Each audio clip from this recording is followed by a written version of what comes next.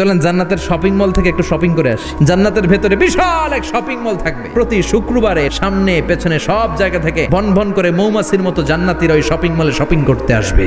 ইচ্ছে মতো দেদারসে পোশাক কিনবে, ইচ্ছে মতো শপিং করবে, টাকা দেয়া লাগবে না, ক্রেডিট কার্ড লাগবে না। সুবহানাল্লাহ পড়েন। জান্নাতে যারা ঢুকবে তাদেরকে রেশমের তৈরি পোশাক দিয়ে পোশাক বানিয়ে দেওয়া হবে। সবুজ মিহি সিল্কের রেশমি কাপড় দিয়ে ড্রেস আপ করা হবে, যেটার মধ্যে স্বর্ণ দিয়ে এমব্রয়ডারি করা ডিজাইন থাকবে। সর্বপ্রথম জান্নাতীদেরকে কি খাওয়ানো হবে জানেন? মাছের ভুনা কলিজা। খাইতে খাইতে শেষ।